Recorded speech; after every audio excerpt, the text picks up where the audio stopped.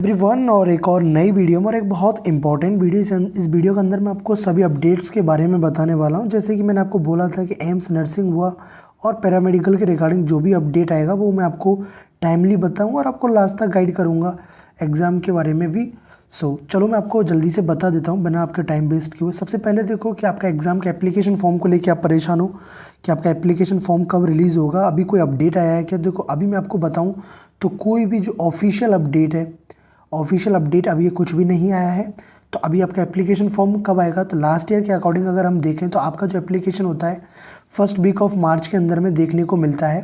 First week of March के अंदर में देखने को मिलता है। तो अभी हम उम्मीद करेंगे 5 से 10 मार्च, 5 मार्च से 10 मार्च के बीच में आपका एप्लीकेशन फॉर्म आने का संभावना है, मतलब आपका आ जाएगा। और आपको अच्छे से पता है कि जो आपका एग्ज़ाम डेट है, अगर आप नर्सिंग के लिए प्रिपरेशन कर रहे हो तो 1 जून आपका एग्ज़ाम डेट है। इसके अंदर मैं आपको 2-3 चीज़ और भी इम्पॉर्टेंट बताने वाला हूँ जो कि मोस्ट इम्पॉर्टेंट चीज़ है। देखो आपके पास ये वीडियो मेरा गलती से पहुँचा हो, कुछ भी जैसे भी पहुँचा हो या यूट्यूब ने जैसे भी आपको सजेस्ट किया हो, लेकिन इन चीज़ों का ध्यान रखना जो भी मैं आपको बता रहा हूँ, ठीक है ना। मैं क्योंकि इस वीडियो के अंदर आपको मैं स्ट्रेट फॉरवर्ड चीज़ें बता रहा हूँ, मैं कोई भी इसमें कुछ प्रमोशन नहीं कर रहा कि कुछ ये क्रैश कोर्स ले लो, ये कोर्स ले लो, वो ले लो, कि बाहर कुछ दिखाया अंदर कुछ। आपको सब कुछ इसमें देखो।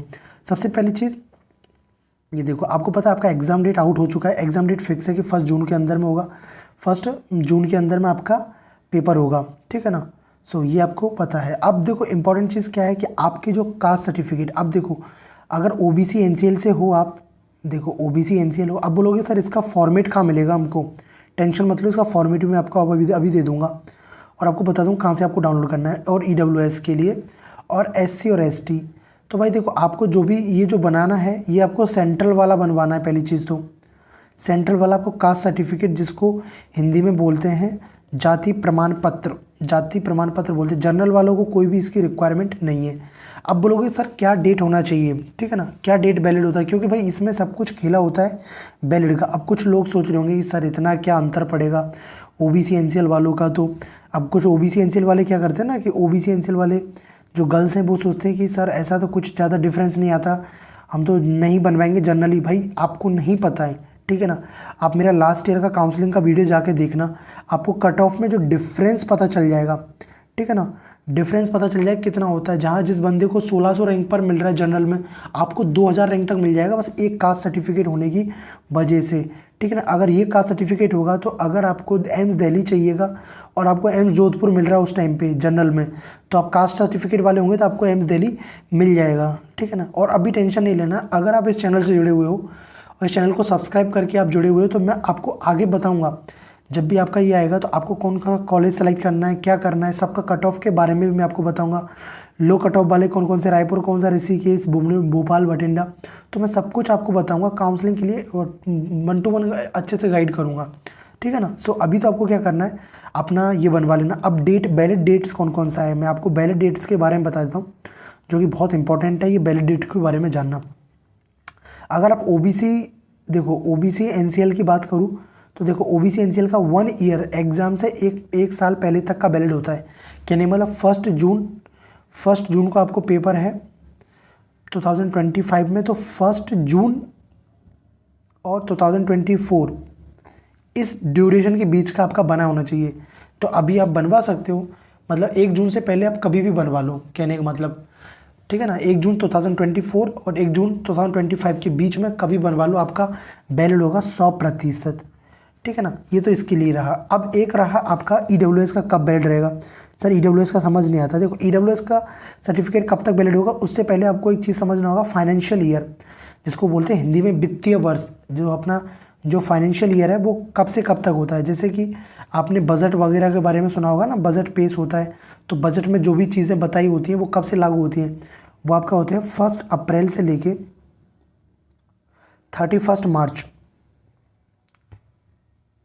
मतलब 1 अप्रैल 2025 का है मानो, और ये 2026 का। तो ऐसा ये पूरा फाइनेंशियल ईयर चलता है आपका, ठीक है ना। अब आप बोलोगे सर मेरा एग्ज़ाम तो है 1 जून को है, तो मुझे कब बनवाना चाहिए, तो आपको 1 अप्रैल के बाद में बनाना चाहिए। 1 अप्रैल के बाद में आपको अपना बनवाना है ईडब्ल्यूएस का सर्टिफिकेट, तभी वो वैलिड रहेगा। क्योंकि सेम फाइनेंशियल ईयर का होना चाहिए, इसमें साफ साफ ये चीज़ मेंशन है, सेम वित्तीय वर्ष या फाइनेंशियल ईयर का होना चाहिए, ठीक है ना। तो सेम फाइनेंशियल ईयर का होना चाहिए, तो सेम फाइनेंशियल ईयर आपका है तो आपका 1 अप्रैल के बाद में आपका होना चाहिए। 1 अप्रैल के बाद में आप बनवा लेना, जब भी बनवाना चाहो आपका 100% वैलिड होगा। तो ये तो समझ आ गया आपको इसके बारे में, ठीक है ना।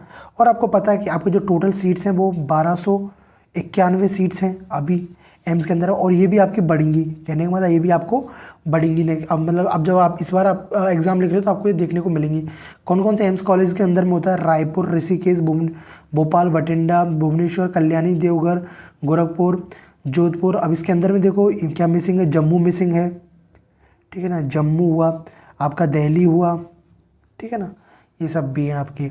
अब मैं आपको बताता हूँ फॉर्मेट, देखो ये इसको मैं एक तो आपको डाल दूंगा और इसको मैं अपने टेलीग्राम चैनल पे डाल दूंगा। टेलीग्राम चैनल का ना लिंक डिस्क्रिप्शन बॉक्स में दिया हुआ है, टेलीग्राम चैनल का लिंक डिस्क्रिप्शन बॉक्स में दिया हुआ, तो वहाँ से इस PDF को आप डाउनलोड कर लेना। अब इस PDF में कहाँ पे आपको फॉर्मेट दिया हुआ है वो मैं आपको बताता हूँ। आपको क्या करना है, सबसे पहले इस PDF में जाना है और लास्ट पे, जस्ट लास्ट पे स्क्रॉल कर लेना। लास्ट पे जैसे आप स्क्रॉल कर लोगे देखो सब कुछ यहाँ पे दिया हुआ है, ठीक है ना, ये देखो। तो आपको कुछ इसके लिए परेशान नहीं होना। ये देखो form for SC/ST certificate, SC/ST के लिए देखो पूरा फॉर्म ये दिया हुआ है, ठीक है ना, ये देखो। सो यहाँ पे दिया हुआ, तो आपको इस फॉर्मेट में बनवाना है इसको, ठीक है ना। सो इस फॉर्मेट में आपको SC/ST के लिए ये बनवाना है। ये SC/ST का हुआ, यहाँ पे दिया हुआ है, ये देखो